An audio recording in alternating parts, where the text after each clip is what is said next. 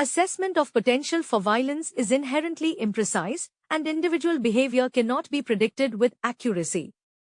The clinician should therefore approach risk assessment as a structured, iterative process, integrating current mental state with historical and contextual risk factors. Begin with the patient's current mental status, focusing on what the patient may be capable of at this moment.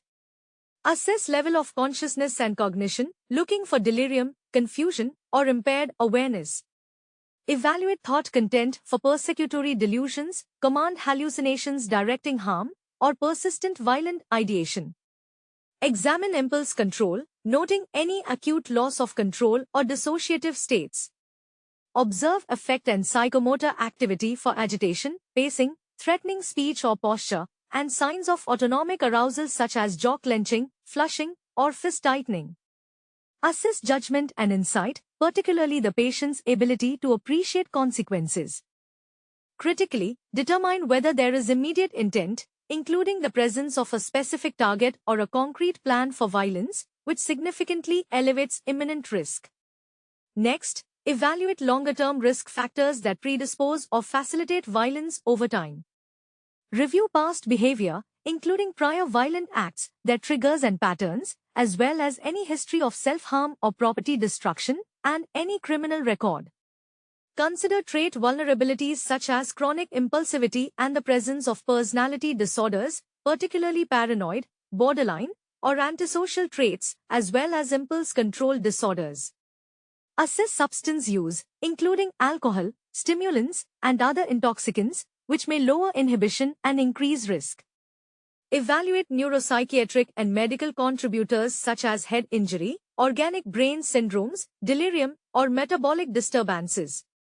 Assess access and capability, including availability of weapons and any relevant training such as military or martial arts experience.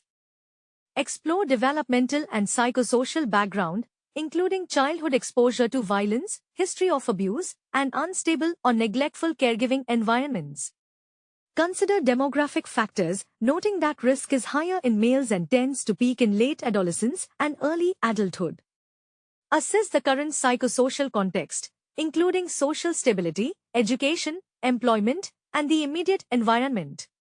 Finally, identify protective factors that may mitigate risk, such as the patient's ability to manage frustration non-violently, adequate verbal and cognitive skills, past adaptive coping strategies, a stable social support network, and the presence of a therapeutic alliance. No single factor predicts violence.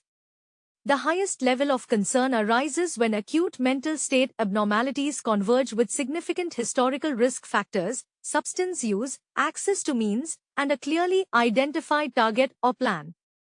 When a credible threat toward an identifiable person is present, the clinician has a duty to protect, which may include warning the potential victim, notifying appropriate authorities, increasing the level of supervision or hospitalization, and taking reasonable steps to reduce access to means.